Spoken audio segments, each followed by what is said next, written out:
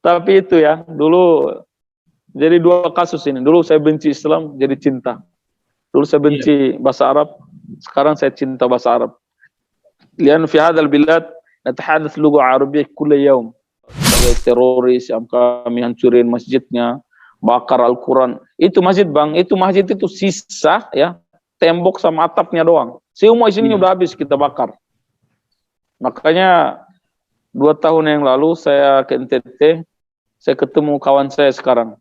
Beliau seorang prajurit lah, TNI.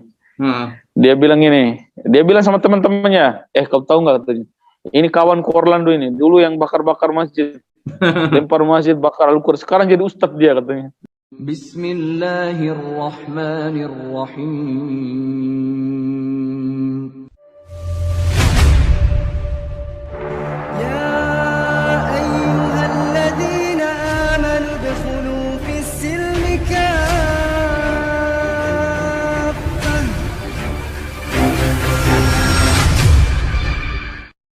Bismillahirrahmanirrahim. Alhamdulillahirabbil alamin wassalatu wassalamu ala Rasulillah amma ba'd. Apa kabar sahabat channel Ngaji Cerdas? Mudah-mudahan kalian sehat semua. Ya, perkenalkan nama saya Muhammad Orlando, bukan Ronaldo ya, Orlando. Nama baptis saya dulu Arnaldo Pinto. Itu nama yang dikasih sama orang tua ketika lahir ya, dibaptis. Keluarga saya itu bang semuanya ya Katolik. Saya lahir di Timur Timur ya, atau sekarang udah namanya Timor Leste. Dan izin Allah Subhanahu wa taala perjalanan menuju Islamnya lika-liku begitulah bang. Banyak cobaan di luar dugaan yang tadinya saya memang tidak ada pikiran ya bakalan masuk Islam, itu nggak ada. Karena kalau lihat ke belakang, saya dulu termasuk yang agak ya kacau lah ya. Sampai sekarang itu saya diganggu sama teman-teman. Jadi sekitar 3 tahun ya, 3 tahun sebelum saya masuk Islam. Dan saya nggak kepikiran bakalan masuk Islam. Jadi ada kejadian waktu itu di Timur-Timur, ya, masjidnya dihancurin. Nah saya kebetulan ada di situ. Jadi pagi hari itu masjid dilempar sama 5 pemuda. Nah mungkin orang ke-6 itu saya bang. Saya ikut lempar. Karena waktu itu memang yang kita tahu bukan Islam sih. Saya dulu mikirnya bukan Islam. Cuma ya agama yang agama Arab lah. Yang nggak makan daging babi. Nah itu yang saya paham. Jadi yang Islam nggak begitu kental. Terus ustadznya itu namanya Ustadz Jainuddin, itu sering dituduh ya teroris ya kan, orang jahat. Jadi itu yang sering saya dengar. Akhirnya kita tuh benci aja, benci sama Islam. Kemudian ya suatu hari itu pagi-pagi sekitar jam 6 lempar masjid. Ya ada 5 pemuda sekitar itu. Nah saya pun datang ikut lempar. Itu hari Minggu. Saya masih ingat itu, saya lempar pertama kena kacanya itu hancur. Terus lempar kedua kena kubahnya. Itu masih ingat banget. Jadi ya itu perjalanan, padahal setiap hari itu saya main dekat masjid. Tapi waktu itu karena kejadian ini akhirnya saya pun ikut. Ya ada rasa-rasa kayak benci cuma tidak ada alasan jelas gitu loh, hanya ikut-ikutan. Ya ikut-ikut benci lah, orang kayak bilang ini teroris, ya ikut aja benci, padahal nggak tahu asal usulnya kenapa dia teroris, gimana ceritanya. Jadi termakan isu gitu. Jadi kalau lihat latar belakang kayak tadi lempar masjid. Dan yang parahnya juga bang, dulu kan saya Kristen tuh. Ini anaknya Ustadz Jainuddin ini sholat Isya itu mohon maaf ya, kami dulu di Timor Leste atau orang Timur ya, waktu itu memang tiap hari kami mandi, pasang duit. Ya. Nah, uang yang kami namanya permainan kami itu selalu pasang duit, entah apa aja itu semuanya. Jadi kami main judi. Pas setelah sholat Isya, anaknya Ustadz Jainuddin itu datang ke rumah ngajak. Padahal dia orang Islam ini. Orlando, ayo Ayo kita main katanya. Ya biasalah main judi, maksudnya main kartu. Di mana? Ayo sana. Nah biasanya kami di Gubuk nih. Iya. Tapi waktu itu saya diajak ke masjid. Iya. Ya saya kan orang Katolik, saya orang Kristen, saya nggak tahu. Dibawalah kan ke masjid, tidak merasa berdosa apapun, karena mereka pun nggak ada jelasin apa-apa. Mungkin itulah kalau menjadi orang Islam harus berilmu ya, karena Iya. nggak tahu ilmunya begitu. Saya diajak ke masjid, mereka nggak merasa berdosa, saya pun nggak ada pikiran apa-apa dimasukin. Hanya bertiga itu main judi di tempat imam itu. Itu kan masjidnya besar, iya. Itu astagfirullahaladzim. Setelah saya masuk Islam, saya belajar, Mak. Itu dosanya itu entah gimana itu dosanya. Baru saya mikir, ya inilah orang Islam kalau nggak tahu ilmunya begini. Jadi Iya. kami main judi di tempat imam. Pas main-main judi, ya namanya orang main judi kan nggak diam gitu loh, pasti berisik. Iya. Ya kan? Datang polisi nangkap kami tuh. Polisinya orang Islam. Kami ditangkap. Jadi itu diantaranya Bang. Jadi saya lempar masjid, pernah judi di dalam masjid. Nah yang lebih parah itu pas kejadian yang tadi itu Bang, yang lempar masjid itu semua Al-Quran kami bakar. Nah itu saya merasa mungkin itu dosa saya paling besar ya. Iya. Karena waktu itu ya apapun seharusnya nggak boleh ya. Cuma ya waktu itu kami berbuat sedemikian. Orang Islam diusir semua, ya kan? Ustadz Jainuddin sama keluarganya udah diamankan sama pihak aparat, dipindahin ke kota. Perjalanan dari kampung kami ke kota itu sekitar 3 jam. Jadi waktu itu karena pas hari Minggu jadi rame banget. Jadi maksudnya kalau lihat dari latar belakang ini kayaknya ya nggak mungkin masuk Islam gitu loh. Tapi itulah hebatnya Allah ya. Akhirnya ya perjalanan waktu, kejadian-kejadian itu, jadi nggak ada gambaran Islam itu apa, gimana. Cuma tahunya ya ustadznya jahat, orang teroris, begitu-begitu. Tapi 2-3 tahun kemudian terjadi tragedi tahun 99 itu yang dimana Timor Leste memisahkan diri dari Timur memisahkan diri dari Indonesia kan. Iya. Nah waktu itu saya sedang liburan ke kota ya. Yang saya kunjungi itu Ustadz Jainuddin itu. Iya. Agak aneh ya. Saya kunjung ke rumahnya, pas pula kejadian itu saya nggak bisa balik lagi ke kampung karena keadaan udah rame kan, banyak orang, udah suara senjata, udah tiap hari, pagi, siang, sore kan, rumah-rumah dibakar, terus mobil, banyak juga yang terbunuh. Nah waktu itu bingung. Nah itu singkat cerita saya datang ke Indonesia. Iya. Saya datang ke Indonesia menjadi, iya maunya waktu itu posisinya Timor Leste, Timur udah resmi menang. Iya. Jadi dia tinggal nunggu waktu untuk meresmikan kemerdekaannya. Dan waktu itulah saya datang ke Indonesia ya. Jadi ikut di yang di pengungsi itu, pengungsi X. Iya, enggak, pengungsi X Timur. Jadi waktu itu saya jadi pengungsi.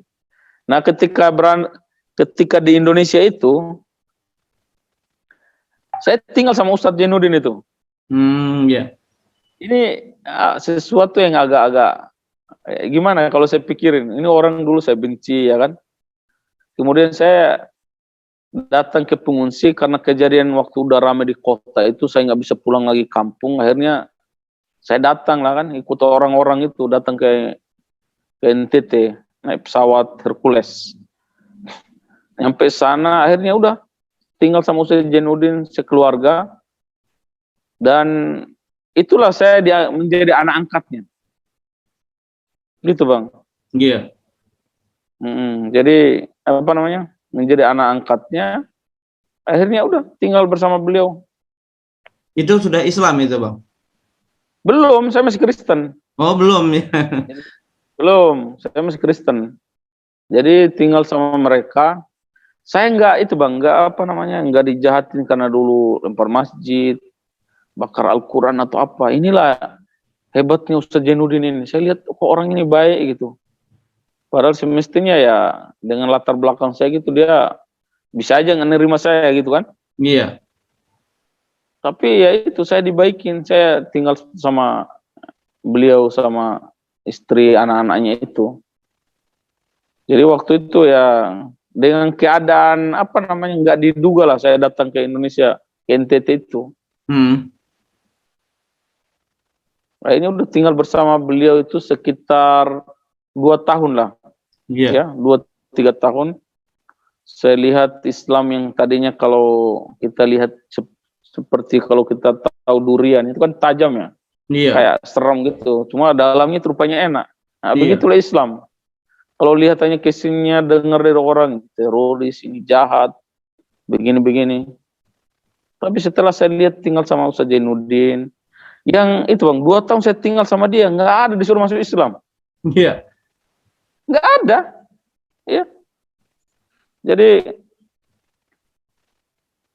saya nggak ada disuruh masuk Islam. Jadi dibebaskan Kemudian ya. bebas. Nah itulah di dalam Al-Quran kan jelas ya, namanya nggak boleh tuh, tidak ada paksaan dalam Islam, ya kan? Jadi akhirnya saya bersama mereka, tiap hari saya lihat orang-orang itu sholat. Baru saya tahu ini, oh sholatnya kayak begitu. Di dalam rumah kan. Iya. Jadi Pak Jainuddin imam, anaknya makmum, terus ada istrinya. Nah saya paling belakang, saya duduk berdoa pakai agama saya. Iya. Jadi setiap hari saya lihat itu. Cuma hal yang menarik itu bang, ketika saya lihat mereka mau sholat, itu mereka berwudu kan, berwudu. Iya. Itu kayak apa ya, saya lihat kayak orang paling bersih lah. Soalnya sehari kan 5 kali tuh. Iya. Sholat ya kan, sholat subuh, sholat zuhur, sholat asar, maghrib, isya. Jadi setiap hari itu mereka harus berwudu, pakai sarung, pakai baju apa namanya, baju koko. Iya. Jadi saya lihat ada keindahan ya dari kebersihan, masya Allah gitu. Terus mohon maaf, saya kan dulu di Timur Timur itu orang kampung. Kalau bilang untuk kebersihan mungkin jauh lah. Iya. Enggak seperti orang Islam. Setiap buang air kecil, air besar kan pakai air bersih. Kalau namanya di kampung kan itulah pakai kayu.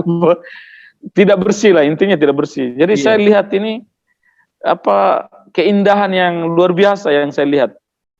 Iya, iya. Kayaknya saya tapi belum ada keinginan masuk Islam, nggak ada. Cuma saya lihat ada keindahan, kenyamanan aja.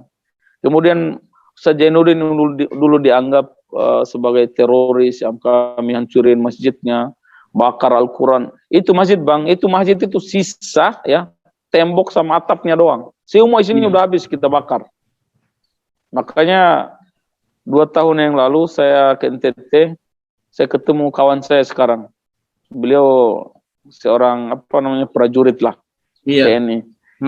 Dia bilang ini, dia bilang sama teman-temannya, kau tahu nggak katanya? Ini kawan Orlando ini, dulu yang bakar-bakar masjid, lempar masjid, bakar Al-Quran, sekarang jadi ustadz dia katanya. Ya, itu kan dulu memang ceritanya nyata begitu, cuma apa lagi saya mau bilang kan? Cuma kan ya perjalanan waktu dan yang lain kan saya nggak cerita ke beliau, jadi beliau nggak tahu. Cuma itulah hidayah Islam. Jadi saya lihat keindahan ini dari wudunya, ya kan? Terus setiap hari itu kayak apa di rumah itu kan ibu kan pakai jilbab. Iya.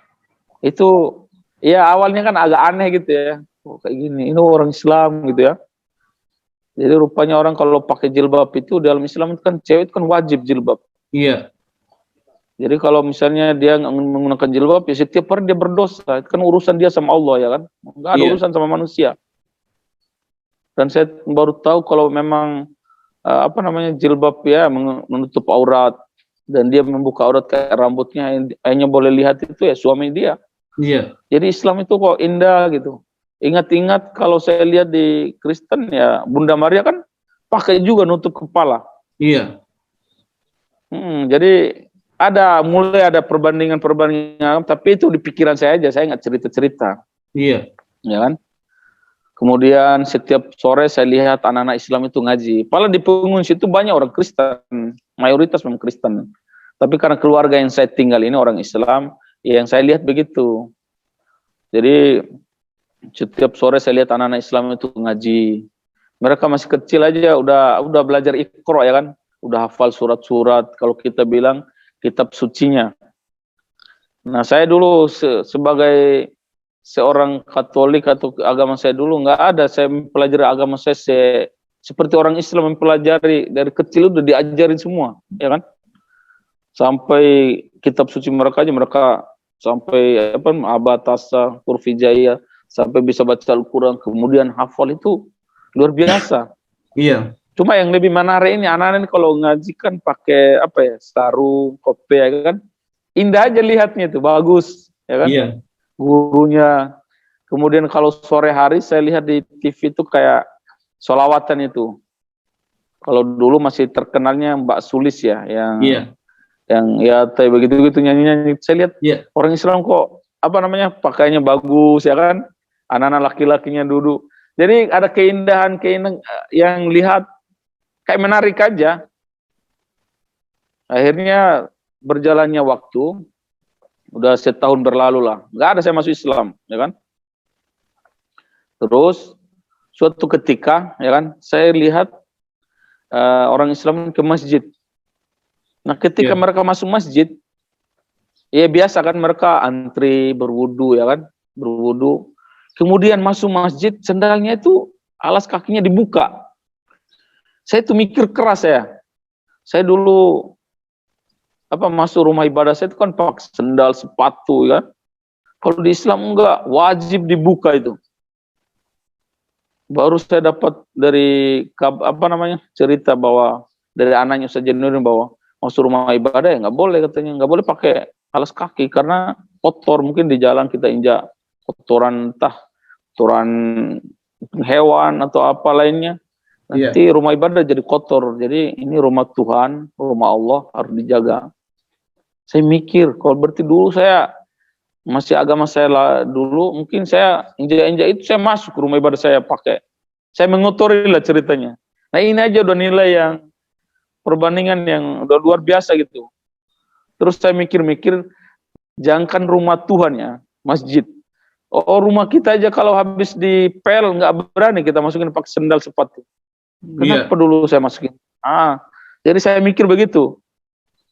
Kemudian orang Islam itu dalam masjid duduknya rapi, ya kan? Laki-laki di depan, yang wanita di belakang, ada penghalangnya.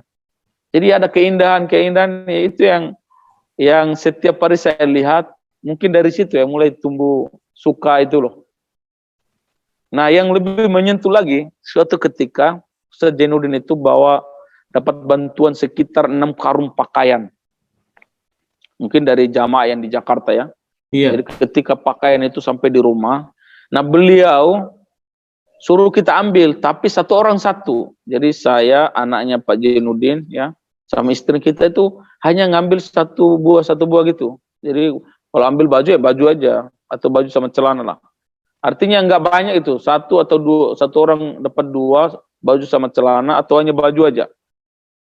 Setelah saya masuk Islam, baru saya mikir, mohon maaf ya, kadang kalau sebagai penanggung jawab seperti itu, kalau nggak kuat, timan biasanya keluarga kan dibagi banyak-banyak dulu kan, ambil gitu.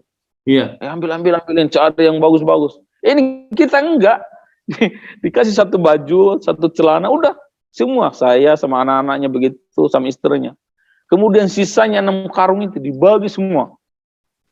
Dan dibagi itu bukan hanya ke orang Islam, dibagi itu ke orang-orang ya Protestan, Katolik, semua dibagi. Itulah dakwah yang dilakukan oleh Pak Jainuddin. Dan menurut saya itu luar biasa ya.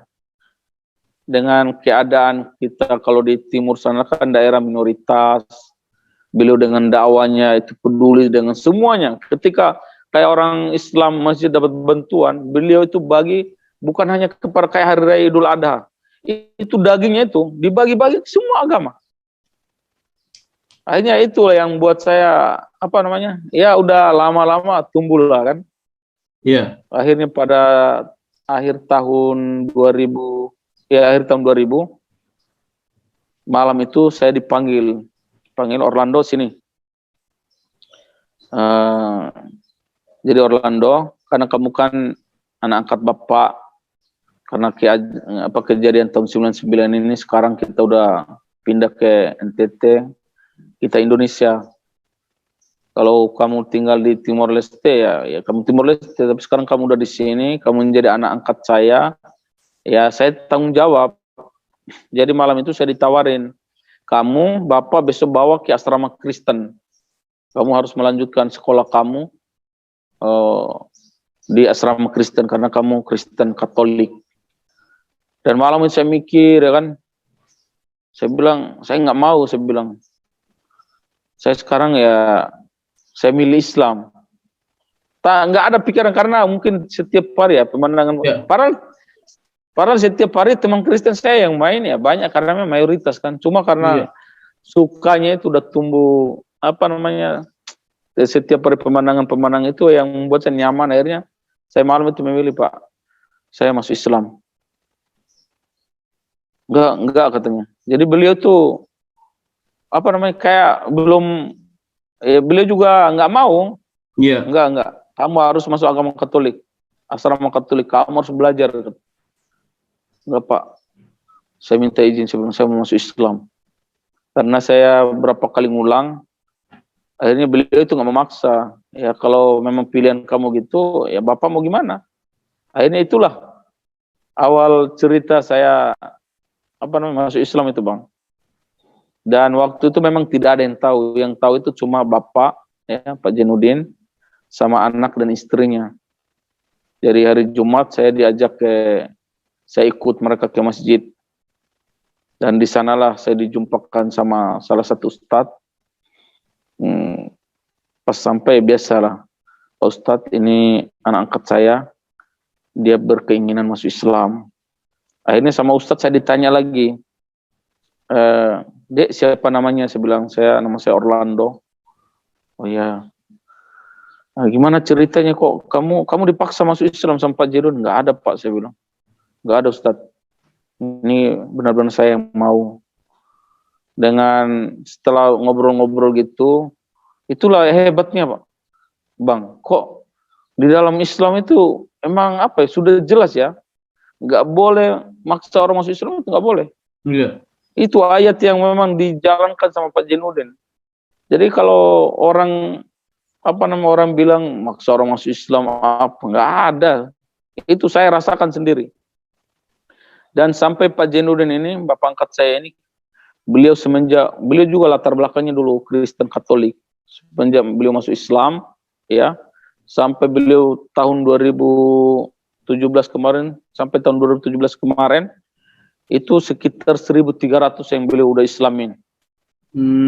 Dari 1.300 ya, dari 1.300 yang beliau Islamin, itu diantaranya saya, Bang. Iya. Dan perjuangan beliau itu sangat-sangat luar biasa. Ya, dakwah beliau, saya jadi salah satu saksi ya, hidup beliau lah. Bagaimana beliau dakwah keliling-keliling kampung, peduli sama semua orang. Dia nggak hanya lihat umat yang Islam, semua orang dilihat. Kalau ada orang sakit yang nggak mampu, ya ke rumah sakit, dia bayar rumah sakit. Kalau ada tetangga yang bikin acara, dia nyumbang beras. Bahkan nggak segan-segan, kambingnya pun dikasih. Di rumahnya itu, Bang, tiap hari ramai tuh rumahnya tuh.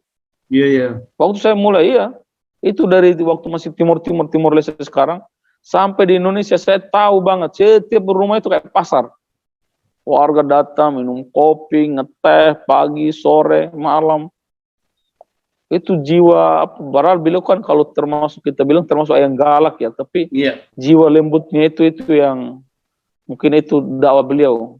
Jadi singkat cerita, akhirnya saya syahadat lah sama Ustadz. Saya lupa nama Ustadz itu pada hari Jumat. Nah, setelah selesai syahadat, saya ditawarin nama. Dek, namanya mau diganti enggak, katanya. Kalau orang masuk Islam, biar namanya diganti, biar namanya jadi doa, katanya. Sebenarnya nama panggil saya itu nama baptis Arnaldo Pinton, ada pun nama panggil Orlando. Akhirnya di situ dikasihlah nama Muhammad. Seharusnya itu Muhammad Arnaldo. Iya. Cuma udah ditulis Muhammad Orlando, akhirnya udah jadilah Muhammad Orlando. Nah, itu awal habis syahadat itu nggak masalah bang. Pas pulangnya itu, saya sholat di rumah, ketahuan sama teman-teman saya. Wah, di situlah mulai rame kan. Orang, kau masuk Islam kau katanya. Jadi teman-teman saya itu heboh. Iya. Di sekolah, iya. Ini setiap sekolah saya dibully lah. Sama kawan, kau kenapa kau masuk Islam kau? Kau dipaksa ya katanya sama Ustaz Jainuddin. Nggak ada, aku bilang. Kau bodoh itu, nanti nggak makan daging babi lagi kau. Daging babi kan enak katanya. Iya. Ya namanya, kalau kita bilang enak-enak. Dulu, apa ya, sebagai seorang yang masih pemakan itu ya. Dulu kan agama saya kan dulu semuanya makan itu. Nggak pernah saya dengar halal, apa haram gitu ya. Yang saya tahu ya semuanya halal. Semua yang kita hasilin. Kecuali ya mungkin nyuri itu masuk haram lah. Itu dosa lah. Walaupun dulu itu nggak ada istilah haram halal. Cuma kalau untuk kayak makan semua ya makan. Iya. Jadi saya diganggu, kau bodoh kau katanya sama teman-teman. Nanti kau nggak makan daging babi lagi. Padahal daging babi enak. Ya agak sedih lah kan saya. Saya mikir gitu, mikir keras. Karena saya masuk Islam itu ya, orang kan masuk Islam macam-macam, ada yang belajar. Nah karena saya masuk Islam dengan cara ya, tinggal sama ustadz, lihat akhlaknya, lihat kehidupan orang Islam. Jadi lebih ke kehidupan. Saya nggak mikir kalau nanti masuk Islam nggak boleh makan daging babi. Saya nggak ada mikir ke sana. Cuma diganggu sama teman, akhirnya saya ingat. Iya. Kemudian pulang sekolah terus saja diajakin setiap hari. Terus dibilang, kau bodoh kau, nanti burung kau dipotong katanya. Kan ya saya takut. Saya usia 14 tahun waktu itu. Saya kan takut, saya bilang, ya nah, sebagai seorang ini ya, kita kan masih ABG lah. Ya, umur 14 tahun, 15 tahun itu. Akhirnya saya takut. Karena tiap hari digituin. Jadi saya down juga gitu. Gak makan daging babi, dibilang bodoh. Terus dibilang apa namanya burungnya dipotong. Apa itu Islam itu katanya. Masa itu cium tanah pantatnya ke langit gitu-gitu kan. Memang masuk akal semua dia cerita. Karena kita bukan latar belakang masuk Islamnya belajar ya. Bukan karena perbandingan agama gitu. Jadi akhirnya saya agak goyang gitu. Iya. Kemudian pulang. Kan malam kan saya suka ngaji sama ustadz lah. Belajar Iqra. Kemudian saya sampaikanlah semua yang saya saya alami. Ustaz, saya tiap pulang dibully sama teman-teman begini katanya. Saya itu bodoh, ntar nggak makan daging babi setelah masuk Islam.